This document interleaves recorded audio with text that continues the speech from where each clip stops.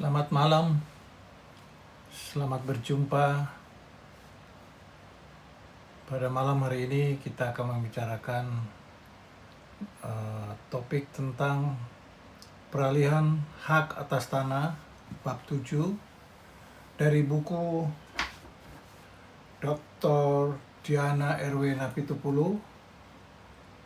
Ya, buku ini di bab 7 membahas tentang peralihan hak atas tanah.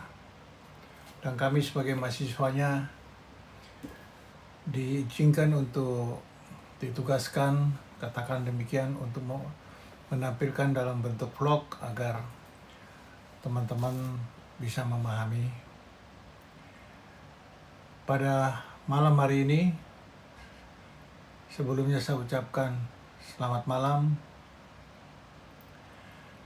Topik sekali lagi, peralihan hak ini adalah merupakan pemeliharaan data pendaftaran tanah.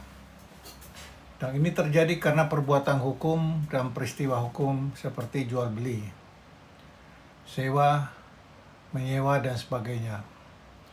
Peralihan ini bisa tidak disengaja, misalnya karena kematian sehingga menimbulkan warisan.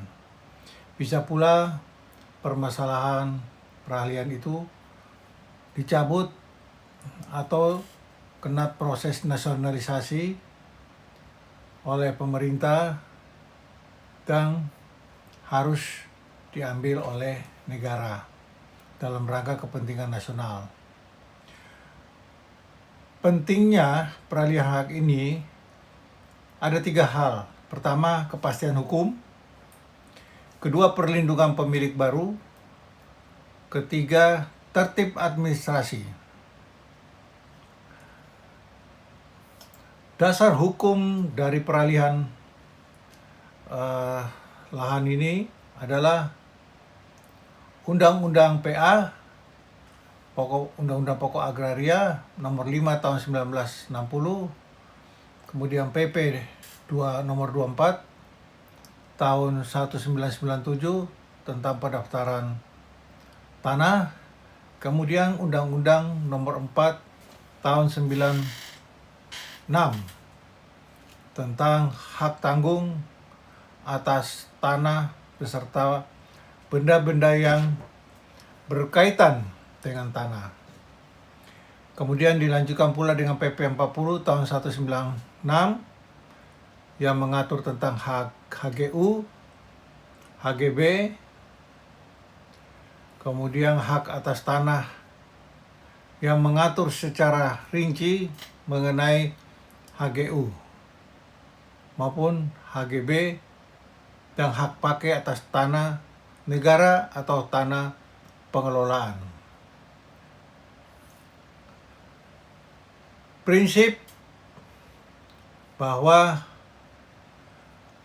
harus ada akta otentik dari PPAT, ya, kemudian dan wajib didaftarkan di BPN, itu Badan Pertanahan Nasional. Nah, jenis peralihan ada 2.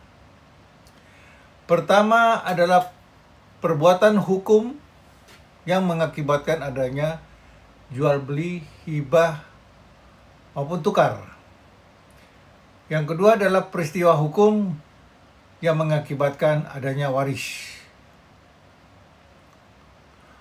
Objek peralihan hak melalui tukar-menukar adalah sebagai berikut. Jadi ini ada objek, ada 4 macam objek yang mengakibatkan peralihan hak. Yang pertama adalah hak milik. Dasar hukum terjadinya peralihan hak milik dapat dilihat berdasarkan ketentuan pada pasal 20 ayat 2 Undang-Undang Pokok Agraria yang menyebutkan bahwa hak milik dapat beralih dan dialihkan kepada pihak lain. Selain itu, ketentuan pasal 26 ayat 1 Undang-Undang Pokok Agraria juga menyatakan atau menyebutkan bahwa salah satu cara peralihan adalah dengan penukaran. Poin kedua, hak guna usaha. Dasar terjadinya peralihan hak guna usaha dapat dilihat berdasarkan ketentuan pasal 25 ayat 3 Undang-Undang PA yang menyebutkan bahwa HGU dapat beralih dan dialihkan kepada pihak lain. Selain itu, ketentuan pada pasal 16 ayat 2 pada PP nomor 40 tahun 1996 menyebutkan bahwa salah satu cara peralihan adalah dengan tukar-menukar. Poin ketiga adalah hak guna bangunan. Dasar hukum terjadinya peralihan hak guna bangunan dapat dilihat berdasarkan ketentuan pasal 35 ayat 3 Undang-Undang PA yang menyebutkan bahwa HGB dapat beralih dan dialihkan kepada pihak lain. Poin keempat adalah hak pakai. Dasar hukum daripada terjadinya peralihan hak pakai diatur dalam pasal 43 Undang-Undang Pokok Agraria.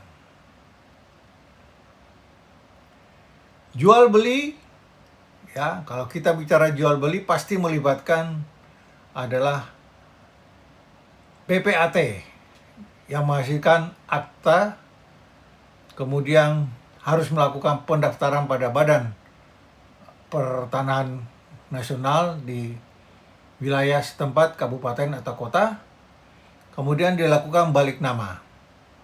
Ini biasa di AJB, nanti dari AJB itu akan meningkat menjadi HGB atau hak sertifikat hak milik. Tukar-menukar adalah suatu kegiatan saling tukar tanah. Itu pun harus dikuatkan oleh akta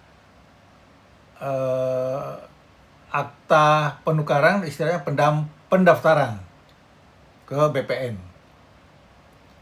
Adapun poin berikutnya adalah hibah. Hibah adalah pemberian cuma-cuma dan saat pemberian pada saat pemberi masih hidup. Hibah dalam arti pemberian juga bermakna bahwa pihak penghibah bersedia melepaskan haknya atas benda yang dihibahkan. Dikaitkan dengan suatu perbuatan hukum, hibah termasuk salah satu bentuk pemindahan hak milik, di mana pihak penghibah dengan sukarela memberikan hak miliknya kepada pihak penerima hibah tanpa ada kewajiban dari penerima hibah untuk mengembalikan harta tersebut kepada pihak pemilik pertama. Dalam konteks ini, hibah sangat berbeda dengan pinjaman. Kalau pinjaman mesti dipulangkan kepada pemilik semula. Maka dengan terjadinya akad hibah, maka pemilik sekarang dipandang sudah mempunyai hak penuh atas harta itu sebagai hak miliknya sendiri.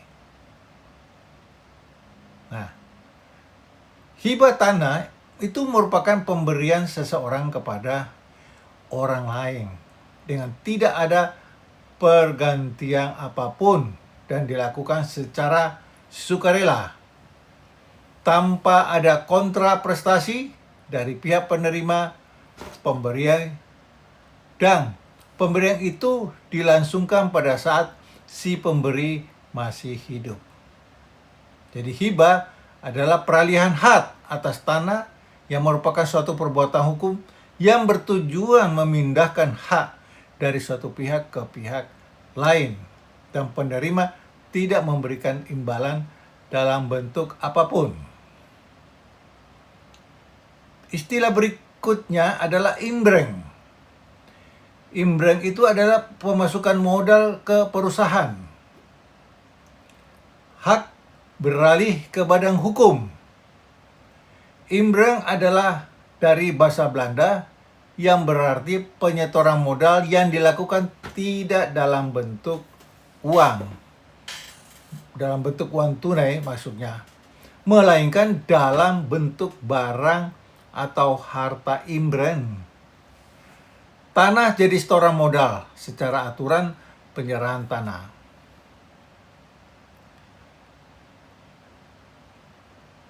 Yang merupakan objek pajak atau objek PPN sehingga dianggap terjadi penjualan atas tanah yang kemudian disetor menjadi modal perseroan, atau perseroan bisa dianggap membeli tanah dan bangunan dalam waktu bersamaan.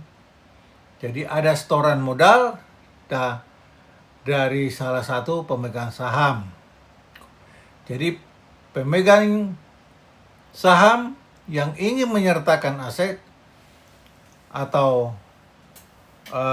aset non tunainya ke dalam perusahaan sebagai bentuk investasi.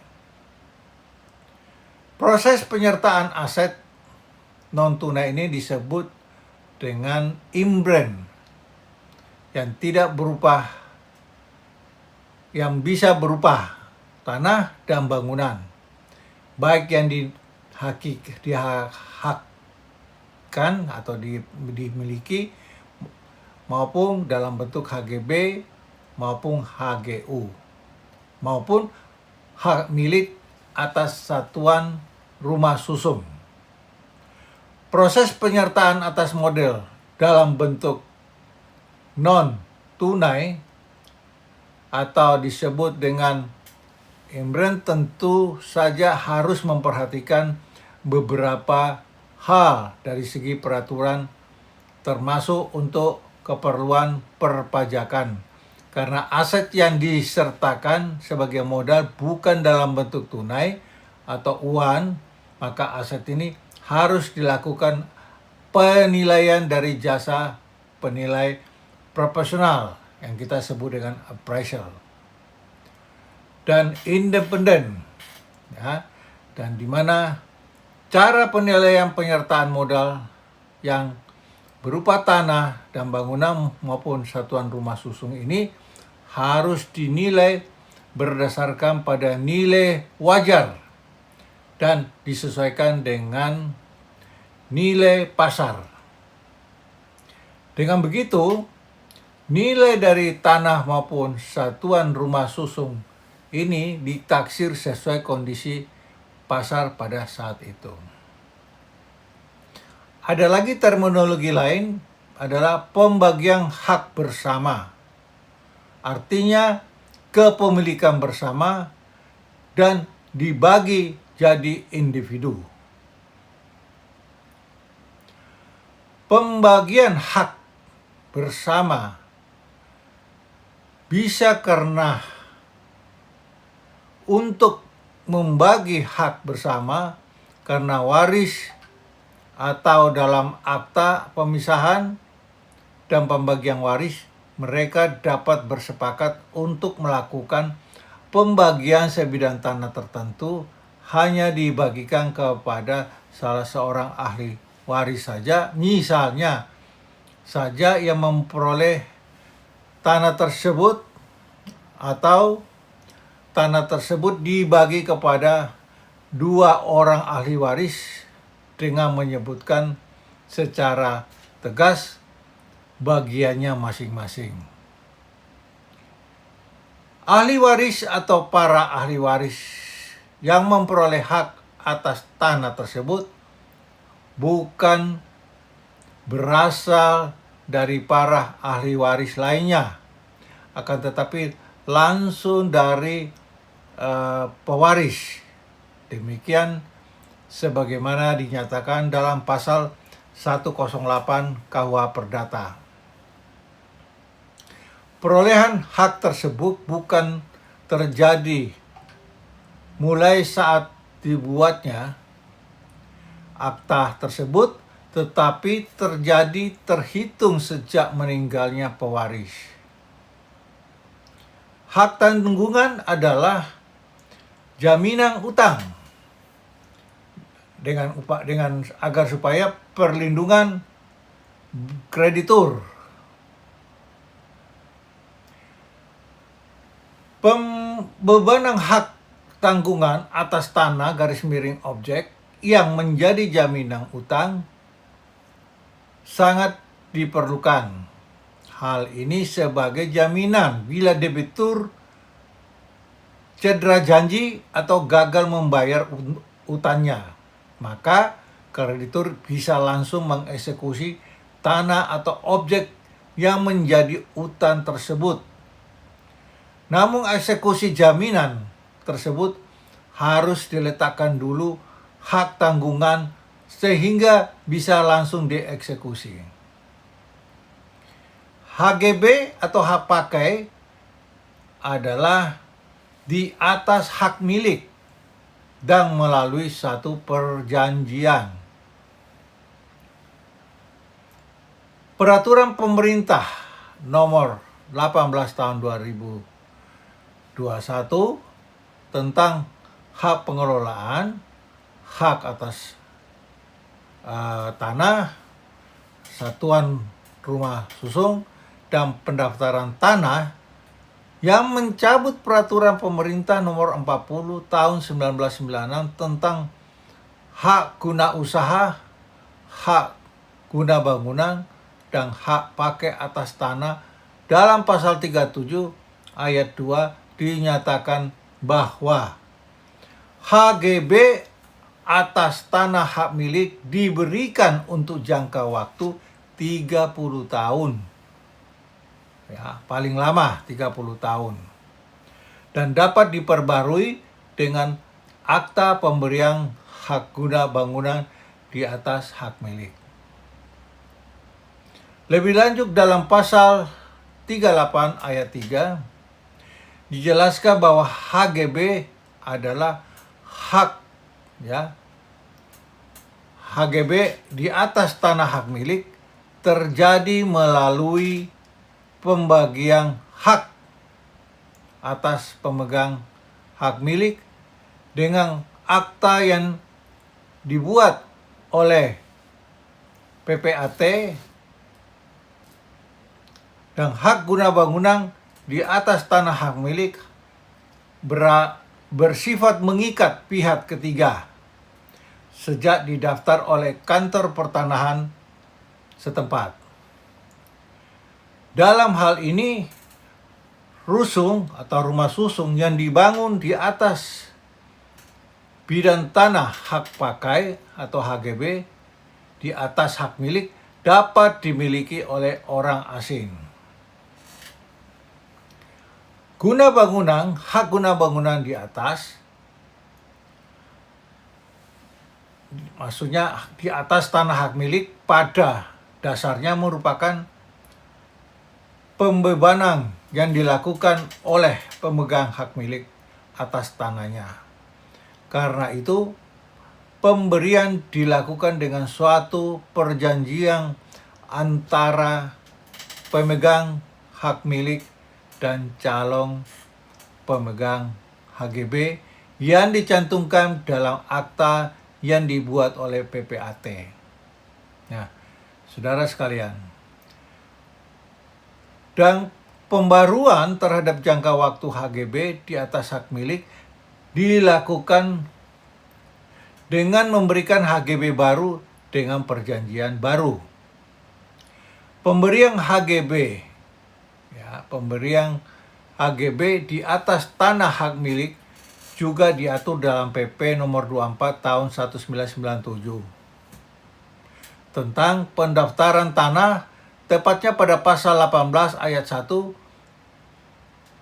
dan pada pasal 44 ayat 1 menyatakan bahwa pembebanan hak tanggungan pada hak atas tanah atau hak milik atas satuan rumah susun, maupun pembebanan hak guna bangunan, hak pakai dan hak sewa untuk bangunan atas hak milik dan pembebanan lain pada hak atas tanah atau hak milik atas satuan rumah susun yang ditentukan dengan peraturan perundang-undangan. Dapat didaftarkan jika dibuktikan dengan akta yang dibuat oleh PPAT yang berwenang menurut ketentuan peraturan perundang-undangan yang berlaku.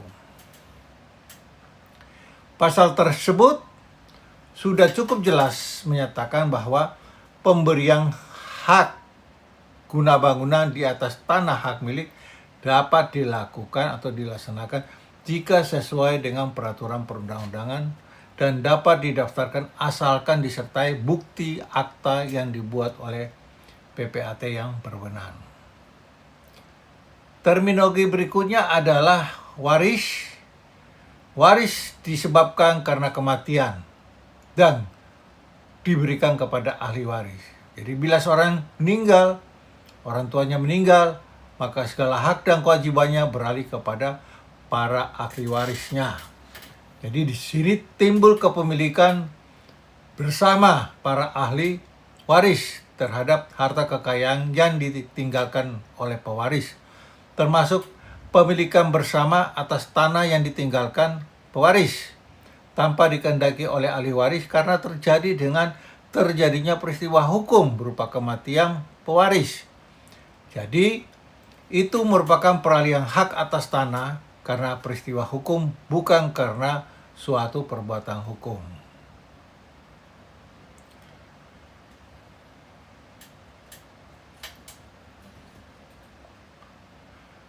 Beberapa kasus waris disebabkan oleh pemilik meninggal dan atau ahli waris bermasalah. Biasanya masalah tersebut berupa sengketa antar ahli waris. Kemudian yang kedua dokumen, kekurangan dokumen, kepemilikan atau dokumen-dokumen yang mendukung yang lain. Kemudian konflik antar waris, ahli waris.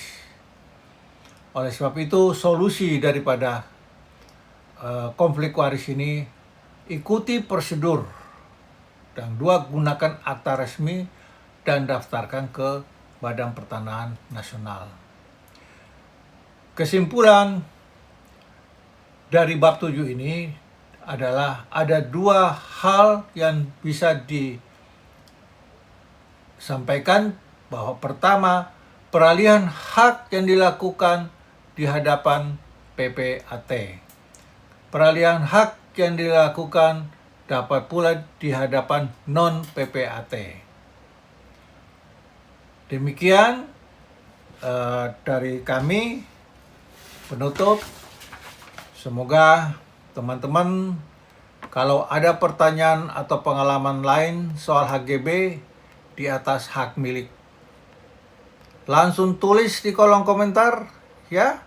Like, share, dan subscribe supaya kita bisa terus membahas bab-bab berikutnya sampai tuntas. Terima kasih sudah nonton sampai habis.